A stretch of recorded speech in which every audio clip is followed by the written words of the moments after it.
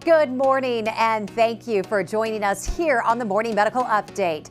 I'm Jessica Lovell. It is summer, and just like many of you, we are working hard to bring you some fun and exciting shows come fall. This morning, we are bringing you a rebroadcast of one of our favorite shows. If you have any questions, please leave them below. We will answer them during our live broadcasts on Monday, Wednesdays, and Fridays. So sit back and enjoy this Best of Morning Medical Update. Good morning. It is Tuesday, October 12th. Welcome into the Morning Medical Update. We are live inside the Dolph Simons Jr. Family Broadcast Studio. Today, we are taking you inside the scenes of our hospital.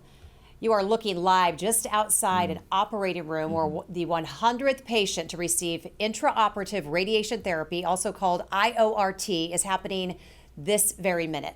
This radiation therapy is FDA approved for breast cancer patients who catch their cancer early. It allows them to have the cancer removed and then treated with radiation in a single dose, all in the same procedure. Alexis Del Cid and crew have been documenting this case since early this morning. Let's check in with her briefly before we get going today. Alexis, tell us a little bit about the patient and, of course, how she's doing. Oh, well, she had some nervous smiles happening earlier this morning, Jess. Her name is Leanna Doherty. She's in her 50s. She had her husband drive here from their home in Farlington, Kansas. She said she was hopeful. She was feeling the nerves, but who wouldn't be right now? Right now, she's on the table, on the operating table, and they're looking at her lymph nodes, in layman's terms, trying to figure out which lymph nodes they need to remove before this surgery. I said she was hopeful. She certainly has a lot to be hopeful for. She has a devoted husband who's in the waiting room. As you can imagine, he's probably really nervous right now. She has children who are grown. She has grandchildren. She has a career, so she is really hopeful to get back and going once this procedure is over. And it took a lot of specialists to get here. In fact, speaking of the doctors who are in this room making this all happen, in order to make IORT therapy possible, it takes 9 highly trained specialists, and they include a surgeon, radiation oncologist, a physicist, a specialty trained scrub nurse, a circulating nurse, a CRNA, an anesthesiologist, a pathology PA, and pathology staff. So there are a lot of moving parts in here, but the whole purpose of this is to perform this cutting-edge procedure that will make it so much more possible for Leanna, our patient Leanna, to get back to life as she wants to live it once this is over. So we're going to talk to some of those doctors, some of those specialists throughout the morning.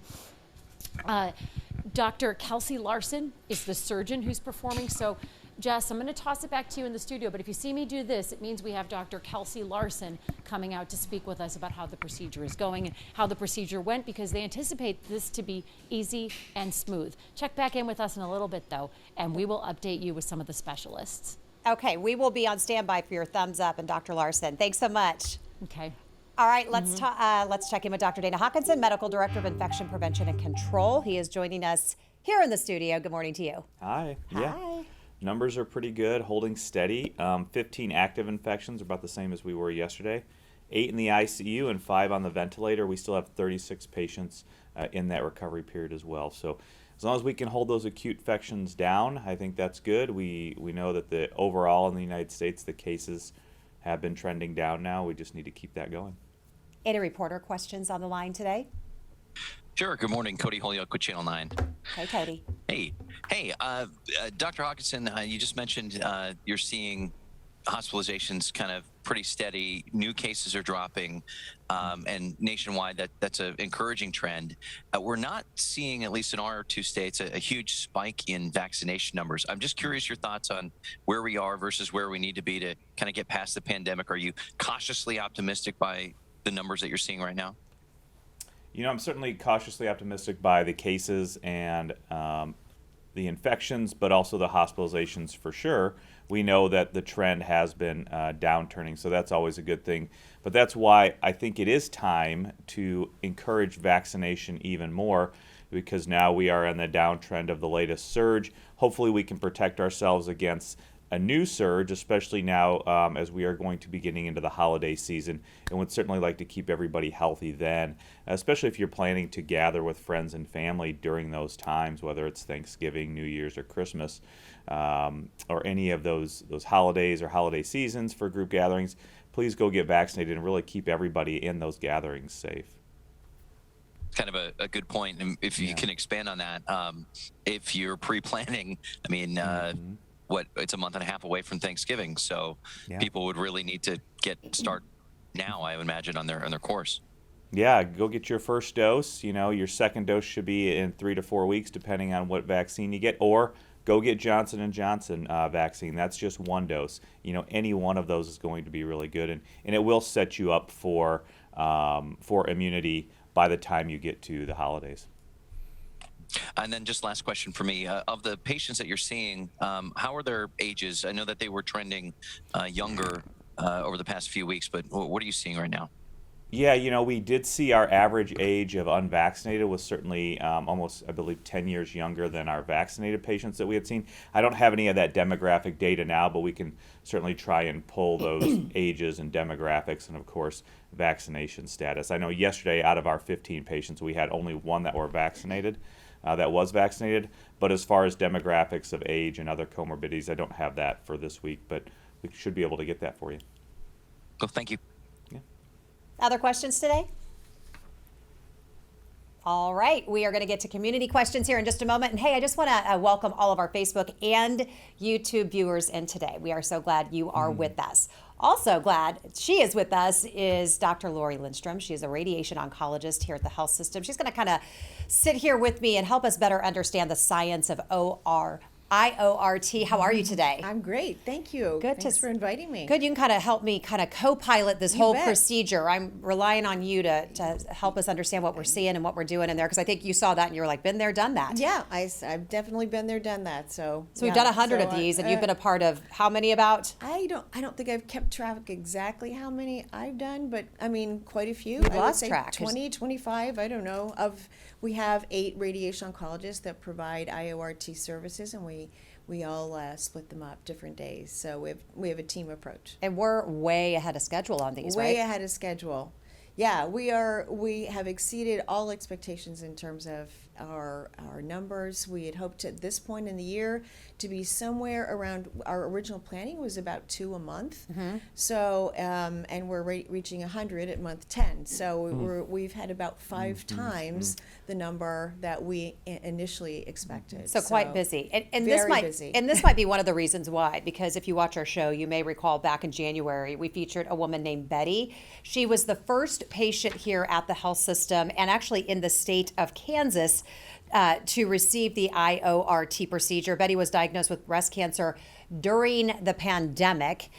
So that's difficult, as you can imagine. And then she had this single dose of radiation during her lumpectomy. It certainly added this kind of element of comfort for her, because it helped her feel safe, because she didn't want to have to keep coming back and making multiple trips back to the hospital for radiation. So it was a safer way for her to get her treatment, and certainly much more convenient. Dr. Lindstrom, I just want to kind of bring you in and talk about Betty. I actually received an email from her, by the way, yesterday, and she said that she couldn't be with us today, but she wished number 100 the very, very best. She says, I hope that her turnout is just as good, if not better than hers. She is doing great, and it was really smooth sailing for her. You saw her in post, right? I initially saw Betty in consultation when we were trying to determine the best treatment course for her, and she was very interested in intraoperative radiation, and we thought she was an excellent candidate based upon our eligibility criteria, and so she was willing to be patient number 1. And then I saw her a few weeks after the procedure to see how she was healing, and she she just did great. Yeah, I interviewed her. Fantastic. There just wasn't a whole lot to talk about. She was, I just went in, I'm cancer free. I just feel great. She didn't have really a whole lot to add. She was just getting back to life.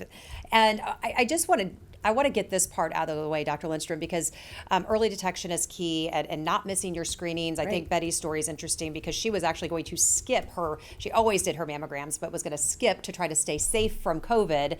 And our doctors have said so many times on here, don't let COVID get in the way of you taking care of your screenings and preventative treatment. So just kind of what's your message about that and why it's so important that you're able to get these type of treatments? So we're seeing a lot of this where, early on in the pandemic, patients didn't know what was safe to do. We were, told to stay inside and mask and distance and pretty much not go anywhere for the first couple of months. And so a lot of women were late or skipped 2020 to get their mammograms completely. And so now we are seeing I see a lot of patients in clinic that say, I didn't go last year because of COVID, and now I'm here and have breast cancer. So our hope or our message is that, don't skip your screening studies. Breast cancer is best treated and cured when it's found early. Okay, I did see a thumbs up from Miss Alexis. Do we have Dr. good. Larson? Okay, I saw a thumbs up. Give me another thumbs up when we have Dr. Larson. So tell me a little bit, Dr. Lindstrom, about any side effects. When I talked to Betty, she just didn't have any. Is it possible to have any side effects with this? The beauty of Iort is there really are almost no side effects. I have seen, of how many patients I have treated in follow-up, and there's literally, just about, they tolerate it extremely well. There's always going to be potential side effects with any time you're having surgery.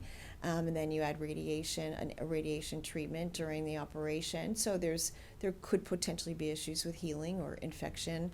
I always tell patients you could get a small skin reaction, you could get a little just local discomfort, or you could get a little bit of swelling around the treated area. But that's pretty much it, and it usually resolves within a couple of weeks if there's anything at all. Most patients are back up and doing life the way they want to do it within a couple of days of having the procedure. Okay, so what if you are a patient elsewhere? Let's say you have recently been diagnosed with breast cancer, or you have someone in your family who was diagnosed with breast cancer. We are the only one in the region, only one in the state of Kansas that does this treatment and procedure. So what would be the next step if somebody wants to find out if they're the right candidate for this? So my recommendation, if you or a loved one has recently been diagnosed with cancer, breast cancer, and are interested to see if you're a candidate or eligible for intra-operative radiation, that you come to KU for a second opinion or a telehealth second opinion, which we have both available through our navigators. And we can pretty easily go through your imaging studies, your pathology, and talk to you about what your options are. But many early stage women are good candidates for IORT. All right, I think we are going to step back out into up at where all the action is. Out to where our operating room, our IORT, our 100th procedure is happening right now. Alexis Del Cid is standing by. I think she's got some of our doctors who are going to tell us exactly what's going on. My hope is to grab some of these doctors once they come out of the operating room, because we have planned to talk to Dr. Shane Steckline, who is the radiation oncologist, and Dr. Neba, who is the radiation physicist. These are two of the 9 specialists that need to be here for this procedure. One of the things before they come out here that I wanted to talk to you about is what makes this different from a typical breast cancer treatment.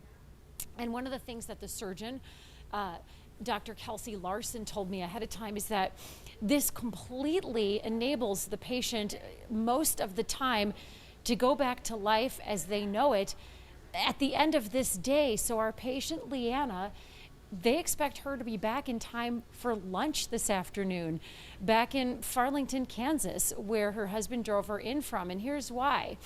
They're going to use this IORT therapy to treat the cavity after they remove the cancer. And the hope is that it is small because they caught this early. They will give it a dose of the radiation. And what they're doing in here right now, once they do this treatment, will hopefully eliminate any need for those daily radiation appointments that we all know, breast cancer warriors who've had to go through this. They have their cancer removed and then they have to go back for the radiation 1 hour a day, every day for weeks and weeks and weeks. The hope is this eliminates that. So Leanna can go back to No. life and be up and at 'em and doing her thing and not have to travel back and forth and get that radiation treatment. Let's take a look. Looks like they're moving that machine in right now. Now, I'm not an expert on the names of the equipment they're using because all the experts are in there working on this and monitoring things. So Jess, I'm going to hand it back to you in the studio so you can talk with our expert on the set about what we're looking at right now. But this is really remarkable to see in real time as Leanna is undergoing this treatment, this 100th IORT treatment.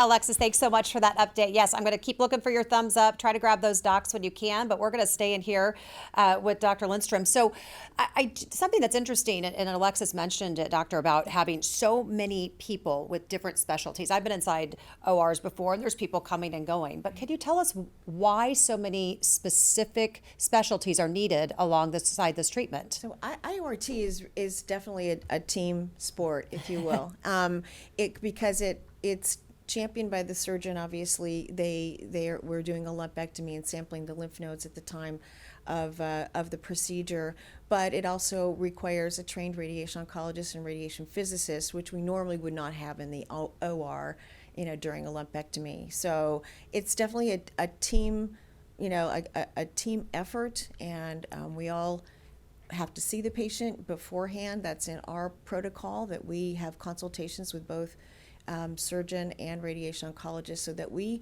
are very sure that we are selecting the right treatment for the right patients for this treatment option. So before IORT, what would be the options for someone with an early caught cancer? Right. So the main option for patients with early stage breast cancer prior to IORT was typically a 3 to 4 week course of radiation, about 15 minutes a day for 3 to 4 weeks, so 15 to 20 treatments in general is what is typical. And that's still not the wrong thing to offer. It's still accepted and standard of care. But because we are one of the only we are the only provider for IORT in this region, we can offer this specialized approach to radiation where we deliver all of the radiation during surgery to the lumpectomy cavity, and about 90% of our patients don't need any further radiation. They are one and done, so to speak. So that procedure takes care of their cancers. Fantastic. With a very low risk of recurrence, as low as if you'd had the external 4 week. Yeah, the recurrence treatments. is key. That's right. So you're watching live inside one of our operating rooms where they are performing the 100th IORT procedure. We did the first one back in January, and you said we're about 5 times ahead of schedule. Correct. Yes. When I initially saw Betty, I think it was very late December. She was our first patient. I think it was January 6th or something like that. And we expected maybe we would do 2 a month, or that's what we planned for. And it's been, like I said, 100 patients in 10 months. So. What's it like when you It's talk? extremely popular. Yes, it is, and thanks to Betty. And like I said, we Yeah, talked to thank Betty you, yesterday, Betty. and she's so excited for this 100th. And I said, "This is what you got started, Betty. This is what you've done. You've made us very, very busy." What's it like when you talk to a patient and you present them with a brand new therapy and say you're going to be the first? That could be very exciting. Also, Right. a little nerves. Right. Well, we kind of start with, historically, you can, if you're a candidate for breast conservation, which is a lumpectomy, taking out the cancerous lump. Historically, you would be signing on for about 4 weeks of radiation in order to reduce your risk of recurrence as low as that of a mastectomy patient. But because we have this technology here, we can offer shorter treatment courses, even as short as 1 treatment with radiation during your operation. And so women are thrilled with that option. They're extremely excited. And I mean, some have sought us out as second opinions specifically for IORT, but most we present it during our clinic, and they're just thrilled that this could be an option for them. And I think 1 treatment. I think our first Betty that we've been talking about, she just thought, she was like, "Come again? What? This Right. can actually happen?" I think she was gearing up to have to be coming in here, for 12 times over a 12-week period and getting her treatment. So she was really excited about it. Vicki has a question. She says, "This seems like a game changer." Are we is. calling this a game changer, Doctor? I think this is a game changer for women that are eligible. I mean, obviously not everyone's eligible, and we're very, very, very careful at KU to make sure we are only selecting patients that meet our strict criteria for IORT. But having said that, many women with early stage breast cancers are eligible. So I would encourage anyone who's interested to seek that second opinion at KU to see if they are eligible, because it is a game changer. Doing one treatment, not having any risk to your normal tissue and the rest of the breast or other normal tissues that we're trying to protect, such as heart and lung. So One it's a and game done. changer. That's right. All right. There's So Dr. Steckline. Yeah, there's Dr. Steckline. He's taking a break from the OR. Alexis, I'm going to head out to you and let you take it from here. Oncologist who's observing and part of this cutting edge procedure. Dr. Steckline, thank you for being here. You just said this is only going to be another 20 minutes? Yeah, her treatment will be about 25 minutes today. How typical is that compared to treatments in years past? So the most common treatment for women with early stage breast cancer who undergo a lumpectomy is daily radiation treatments over 3 to 4 weeks. This patient's treatment will be 25 minutes, and she will hopefully be done with radiation therapy before she even wakes up from anesthesia. And then can she go back to life as she knows it? What's the recovery time? So in general, no different than a patient who just has a lumpectomy alone. She'll have some mild surgical restrictions at the very beginning, but she should be able to get back to her normal functional status very quickly. We see people scooting by us, go on ahead. So what's happening right now? So we use an ultrasound to determine the distance from the skin to the cavity. So they're just taking that instrument out of the operating room right now. Is the IOR treatment appropriate for all breast cancer cases or just a small slice of them? So it's not appropriate for everyone. We use very specific clinical and pathologic features to determine who's appropriate for this. In general, these are women who are 45 years of age or older. They have relatively small hormone-driven breast cancers. Their lymph nodes are negative, and they don't have any aggressive features on pathology. So it's not a small slice of women, but it's not appropriate for everyone. And our surgeons and radiation oncologists work together to determine who's appropriate and who we can safely offer this treatment to. Dr. Steckline, thank you. Now we're in a small space here, so I'm going to ask you and Dr. Neba to trade places, and we'll let you get back to what you're doing. Dr. Neba joins me now. He's the radiation physicist who is here. How does this system work, Dr. Neba, once the cancer is removed? The system comes in two major components. You have the treatment console that we see out here, and you also have the gantry inside the room on which the radiation source is mounted. And what happens is inside the radiation source, you have what we call it's an electron gun. It's simply a small system that when heated, it boils off electrons. Then electrons, you also have a linear accelerator. The electrons are accelerated by that linear accelerator. They travel down a drift tube, and at the end of the tip of the system, there's a gold target. The electrons interact with the gold target and convert them into photons, and then they come out and treat the patient. There's a lot more of physics going on in there, but that's how I can put it. That's you simplifying things. This is what it's like talking to people who are way smarter than the rest of us. You have a picture that was very easy for me to understand, and I want to see if we can show our audience that, because this really helped me. So is this the part that then goes into the cavity once the cancer is removed? Exactly. The physician, the surgeon, what they do is they measure the dimension of the cavity once the cancer is removed. And then from that measurement, they'll be able to tell us what is the diameter of that cavity. And then based off on that, we select the applicator that is exactly that diameter. And then we mount it on this X-ray source. Okay. And then we insert it inside the cavity. So Dr. Kelsey Larson, who is the surgeon, has a whole bunch of these pieces, and the applicators are all different sizes. So she removes the cancer and then figures out which applicator, which this is like a ball on the end of this tip here, figures out which size best fits in the cavity, and then that's how you deliver the radiation? Yes, these applicators come in from sizes ranging from 1.5 centimeter in diameter to 5 centimeters in diameter in steps of half a centimeter. So we have about a total of 8 of these applicators. So once the cavity size has been determined, we pick the applicator that fits that cavity size, and then we mount it on the system and we insert it in the cavity and treat. Dr. Neba, thank you so much for being here. Radiation physicist. Let's check back in and see. It looks like the procedure is over. I think Dr. Kelsey Larson is somewhere. Is she getting ready? Can we talk to you, Dr. Larson? Excellent. Come on over here. Again, we're working in small quarters, so I'm going to have you stand right next to me. Dr. Larson, how did it go?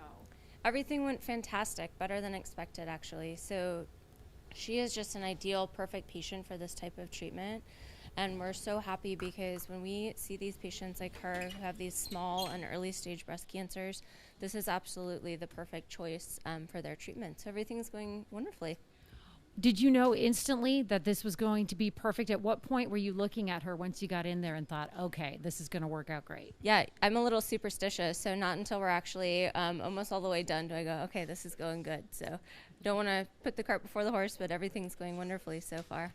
When we talk about catching cancer early and that being the ideal patient for the IORT procedure, early as in the smaller the tumor, the better for the patient and for this therapy? Yes, exactly. So the treatment has a specific anatomic cutoff because we have certain applicators in certain sizes. And so there just are rules and restrictions for what we can do and how we can accommodate this.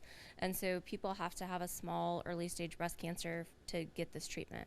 So what happens next? Yeah, so this is a team-based effort. So while I was performing the operation, our radiation oncology colleagues were out here preparing the equipment. And now we've finished with the lumpectomy portion of the surgery and put the radiation applicator in the cavity. So over next to us, you see that they're making sure the equipment is working and they're entering the prescription for us. And then they're going to go ahead and start the radiation treatment once that prescription's entered. And I think they're about ready.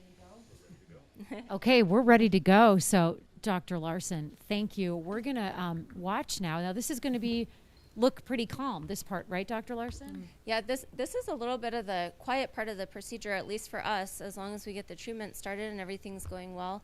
And they'll sometimes tease and say it's coffee break time, but we just stay right out here outside the room, making sure everything's functioning and just monitoring the patient while they receive their treatment. Okay. Thank you, Dr. Larson. This is such a remarkable event. So let's take a look at how this next part works. You see Dr. Neba and Dr. Steckline at their machine, making sure everything is ready to go. Everyone has left the room except for an anesthesiologist who is behind a lead curtain, behind a lot of lead, so that they're not exposed to the radiation. And I'm just going to watch with the rest of you guys who are watching at how this works. But this has really gone beautifully by all accounts today. And it's almost over, Jess, as I toss it back to you in the studio. They're going to start this treatment at 8:28 is the time that Dr. Steckline just gave. Fantastic. I can't believe we started our show. They've actually done this procedure in a less time than it takes Dr. Stites to get through like all of the stuff that he talks about on our show every day. So it's crazy to think that this procedure has wrapped up, and you guys couldn't have timed that out any more perfectly. And Dr. Lindstrom, when we talked before this happened, and I know you've been in there, you said you've been there, done that, you've done so many of these procedures, and I have to say I'm very happy that Dr. Neba had pictures to help all of us understand exactly what's happening. It's so fantastic to watch this. And I have to ask you, what is it like for you? You've been working and treating women, and I say women with breast cancer. We know that men have breast cancer, and it is very rare.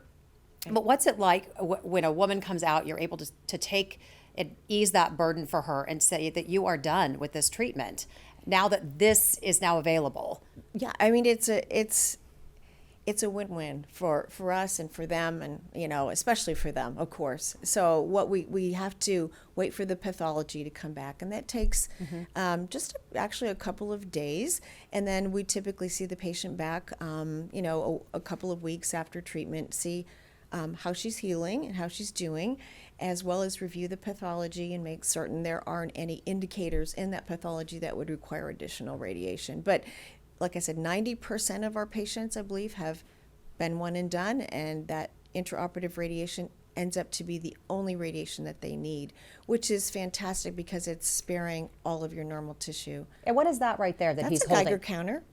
So Dr. Nebaneba is checking the surrounding area to make sure that we are looking at if there's dose leak outside of the room and where it is, so that we keep everyone outside safe and away from the radiation source. And you can see he's got some radiation stickers on the window to not enter the room during the procedure. So everyone's out of the room except the anesthesiologist, who is behind a lead shield. So the anesthesiologist is kept very, very safe, correct? Yeah, yes, very safe. Yes. So as we watch this 100th IORT live procedure, we know that this is the 50th year anniversary of cancer treatments, Dr. Lindstrom. And just to watch this happening during a year that we're celebrating all the advancements over the last 50 years, what's that like for you? It's so exciting. It's just really. When I started out in practice, our typical treatment course for breast cancer was 6 or 6.5 weeks, daily radiation, not very precise, not very accurate. I mean, I hate to say that now, but looking back, that is the reality. And so we have made so many advancements in the field of breast cancer, and it's every single one has been so exciting. Every time we can reduce the number of treatments a patient has, the better efficacy of the treatment, as well as reducing dose to normal tissue, it's extremely exciting. And we've really been able to do a lot of that in the last 20 years. And you've been a part of it. I have. We've got a lot of Happy great to say. comments and questions coming in. First of all, Jerry says, the one thing that I notice is that everyone on the team is wearing a mask, eye shields, as they operate, as they've always done in operating rooms. Can't understand why there's so much oppositions to wearing masks. That's something we've said here on the show so many times with COVID, is that this is exactly what our doctors have been doing for years and years, since we could, at the beginning of time, and doing operations, that people have been wearing masks. Is that what they do? Well, we learned about 150 years ago that wearing masks and goggles actually keeps patients safe and from acquiring an infection. And they work, and they do it, work. and here they're doing it for a very short amount of time, Exactly. only about 30 minutes or so. But I mean, these are surgeries that often take hours and hours and hours. That's right. So if they can do it, you can do it. Emily says, thank you to the patient for agreeing to share her procedure and story. Yes. She's hoping for a full and speedy recovery.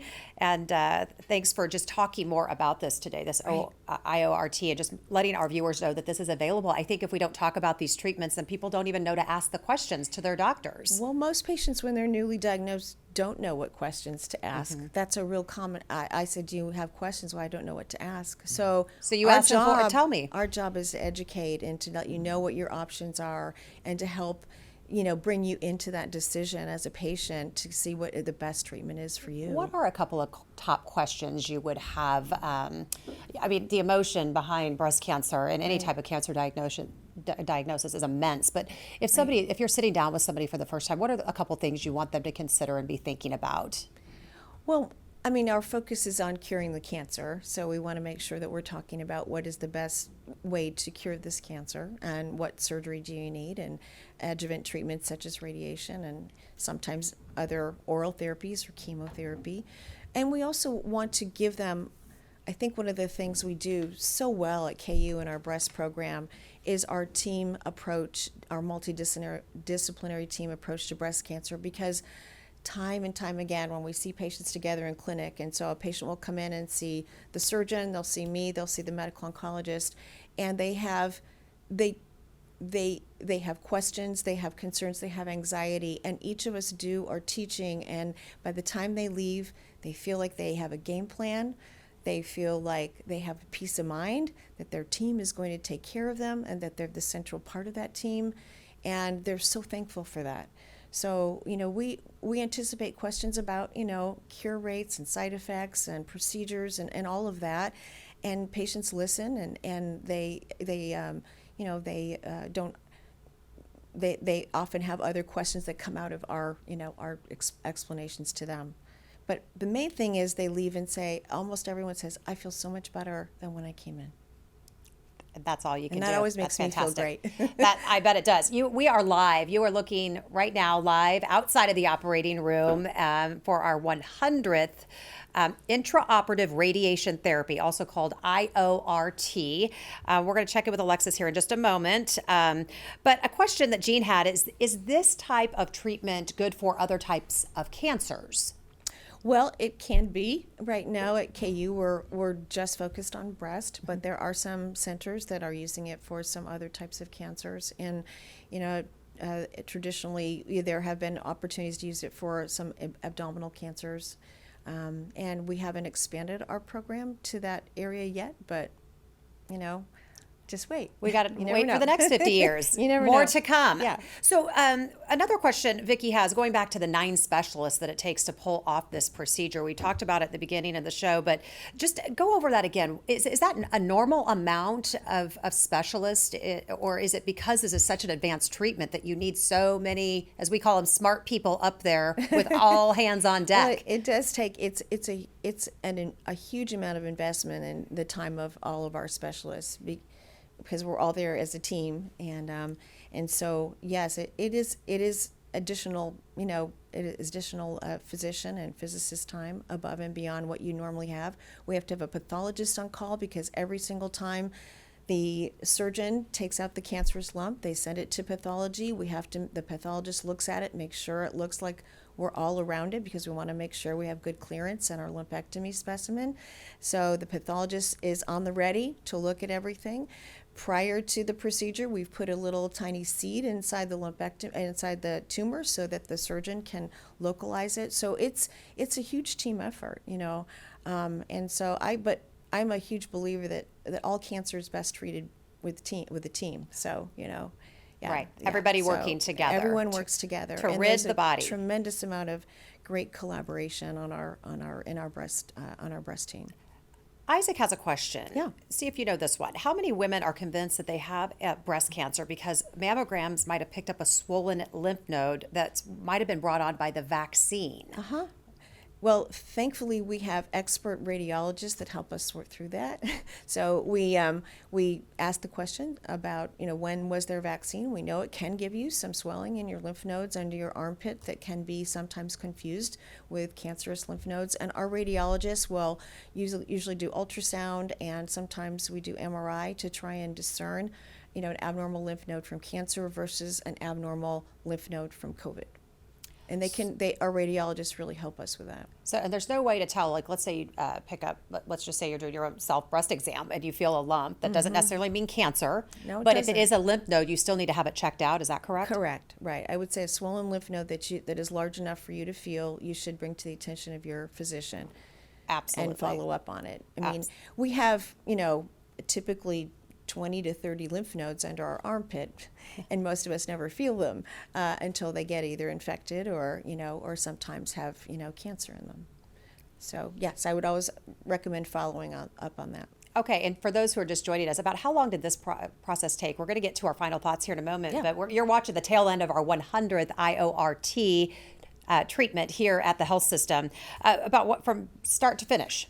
So start to finish would be putting the patient to sleep, you mean? Okay. Yeah. To finish, about an hour and 15 minutes. Okay. Yeah. And then To once an the hour docs and get in half. there, about a half hour? And about the actual radiation piece of it is going to depend on the size of that sphere that fits the lumpectomy cavities. So it could be anywhere from, about 17 minutes to 30 minutes. So they'll know once Extra they get time. in there. They'll know once we get in there, so we size the lumpectomy cavity. But I tell patients we're going to add about maybe up to another 30 minutes to your operating time, but you'll be taking a nice nap. So Oh, then yeah. you'll be able to go home as soon as it's done. Wake up from a nice nap That's right. and ready to go Yeah, home. And they'll feel great. Fantastic. Okay, so we're going to get to our final thoughts. We're going to head back out and talk to Alexis here in just a moment, but I'm going to go ahead and get final thoughts from you, Dr. Lindstrom. Just what do you want everyone to know about just taking care of their health, taking care of their breast health, and just asking those right questions? Yeah, I think mainly being diligent about getting screening exams because we still don't know exactly how to prevent breast cancer in general, and we know some things about diet and exercise and things like that, but a lot of it is out of our control. The older we get as women, the higher risk we are. So doing your screening exams is so important because that allows us to find cancers when they are truly really small and I tell patients that gives you a whole menu of options as to how to best treat it.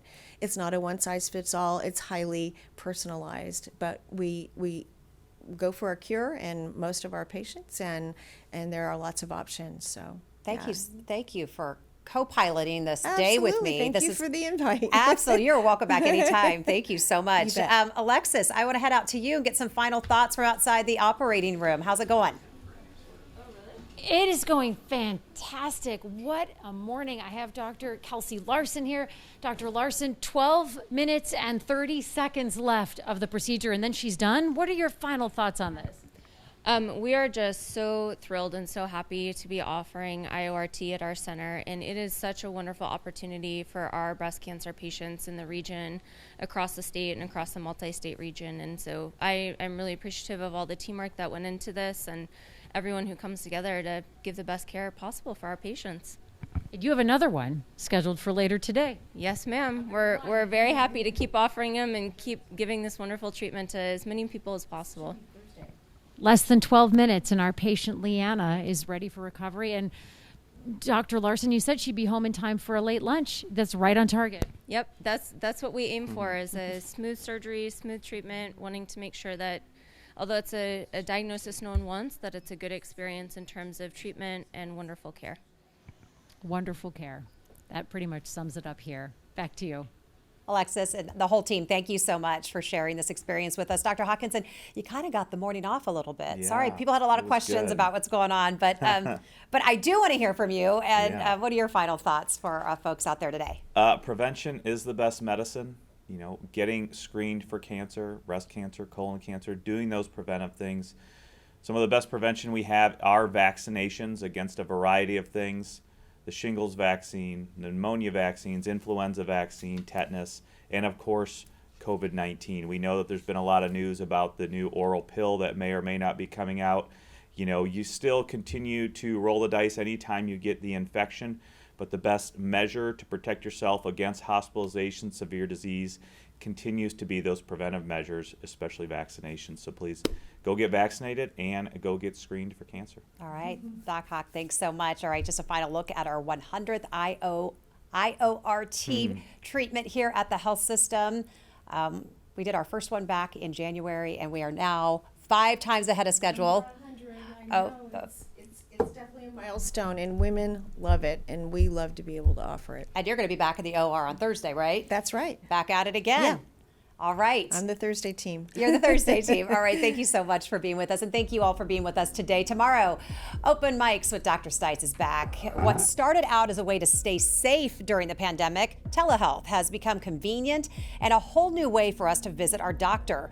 But this new way of doing it may be in danger of going away. If you are liking telehealth and checking up with your doctors virtually, then watch and find out what you can do to help. Join us tomorrow at 8 o'clock and have a great day. Subscribe to our Morning Medical Update and Open Mics with Dr. Stites podcasts. Now everywhere podcasts are available. Thank you so much for joining us this morning for this Best of Morning Medical Update. You can catch our live broadcasts every Monday, Wednesday, and Friday. And don't forget, you can always email us at medicalnewsnetwork@kumc.edu or reach out to us on Facebook, Twitter, and YouTube. We will be back to our live shows 5 days a week starting September 6th. So please go out, make it a great day.